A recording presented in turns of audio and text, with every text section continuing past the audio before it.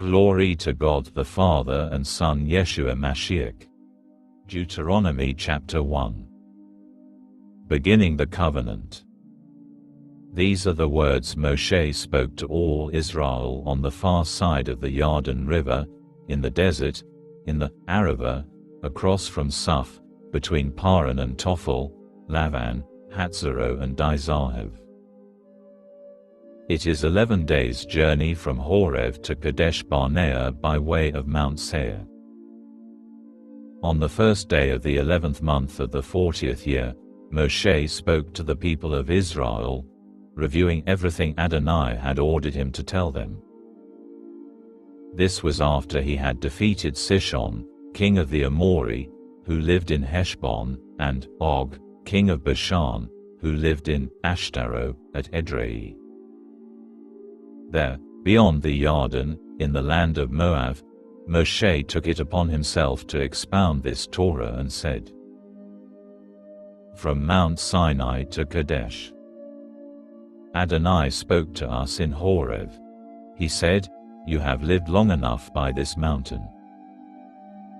Turn, get moving and go to the hill country of the Amori and all the places near there in the Arava, the hill country, the Shephelah, the Negev and by the seashore, the land of the Kenani, and the Lebanon, as far as the great river, the Euphrates River.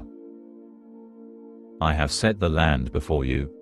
Go in, and take possession of the land Adonai swore to give to your ancestors Abraham, Yitzchak and Yaakov, and their descendants after them.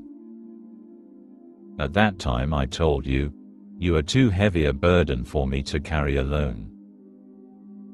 Adonai your God has multiplied your numbers, so that there are as many of you today as there are stars in the sky. May Adonai, the God of your ancestors, increase you yet 1,000-fold and bless you, as he has promised you. But you are burdensome, bothersome and quarrelsome. How can I bear it by myself alone? Pick for yourselves from each of your tribes men who are wise, understanding and knowledgeable, and I will make them heads over you. You answered me, What you have said would be a good thing for us to do. So I took the heads of your tribes, men wise and knowledgeable, and made them heads over you, leaders in charge of thousands, of hundreds, of fifties and of tens, and officers, tribe by tribe. At that time I commissioned your judges, hear the cases that arise between your brothers, and judge fairly between a man and his brother, and the foreigner who is with him. You are not to show favoritism when judging, but give equal attention to the small and to the great. No matter how a person presents himself, don't be afraid of him, because the decision is God's. The case that is too hard for you, bring to me and I will hear it. I also gave you orders at that time concerning all the things you were to do. At Kadesh. So we left Horeb and went through all that vast and fearsome desert which you saw on the way to the hill country of the Amori, as Adonai our God ordered us, and we arrived at Kadesh Barnea. There I said to you, You have come to the hill country of the Amori, which Adonai our God is giving to us. Look, Adonai your God has placed the land before you. Go up, take possession, as Adonai, the God of your ancestors, has told you. Don't be afraid, don't be dismayed.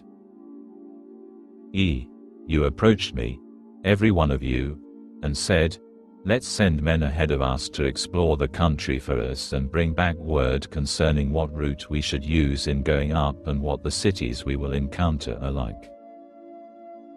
The idea seemed good to me, so I took 12 of your men, one from each tribe. And they set out, went up into the hills, came to the Eshcol valley and reconnoitered it. They took some of the produce of the land and brought it down to us. They also brought back word to us, The land Adonai our God is giving to us is good. But you would not go up. Instead you rebelled against the order of Adonai your God. And in your tents you complained, "It's because Adonai hated us that he has brought us out of the land of Egypt, only to hand us over to the Amori to destroy us." What sort of place is it that we're heading for? Our brothers made our courage fail when they said, "The people are bigger and taller than we are. The cities are great and fortified up to the sky. And finally, we have seen Anakim there." I answered you, "Don't be fearful, don't be afraid of them. Adonai your God, who is going ahead of you, will fight on your behalf, just as he accomplished all those things for you in Egypt before your eyes. And likewise in the desert, where you saw how Adonai your God carried you, like a man carries his child, along the entire way you traveled until you arrived at this place. Yet in this matter you don't trust Adonai your God. Even though he went ahead of you, seeking out places for you to pitch your tents and showing you which way to go, by fire at night and by a cloud during the day. Adonai heard what you were saying, became angry and swore. Not a single one of these people, this whole evil generation, will see the good land I swore to give to your ancestors. Except Caleb the son of Jephunneh, he will see it. I will give him and his descendants the land he walked on, because he has fully followed Adonai. Also, because of you Adonai was angry with me and said, "You too will not go in there." Yehoshua the son of Nun, your assistant, he will go in there. So encourage him, because he will enable Israel to take possession of it. Moreover, your little ones, who you said would be taken as booty, and your children who don't yet know good from bad, they will go in there. I will give it to them, and they will have possession of it. But as for yourselves, turn around and head into the desert by the road to the Sea of Suf. Then you answered me, "We have sinned against Adonai. Now we will go up and fight, in accordance with everything Adonai our God ordered us. And every man among you put on his arms, considering it an easy matter to go up into the hill country."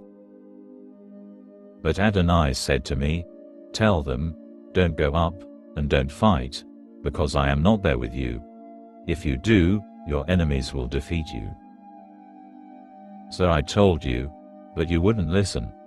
Instead, you rebelled against Adonai's order, took matters into your own hands and went up into the hill country.